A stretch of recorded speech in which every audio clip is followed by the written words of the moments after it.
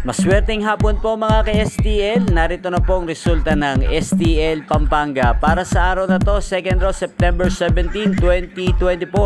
Araw ng Martes, naway ang mga natayaan niyo pong mga numero kanina ay manalo nawa ngayong oras na to, 4 PM. Kaya kunin niyo na po ang inyong mga tickets. Narito na po ang resulta. Para po sa STL Pampanga, second row result, ang mga numerong nanalo 3 at 15 in exact order sa lahat po ng tumaya kanina ng 3 at 15 para sa second row. Congrats po sa inyo.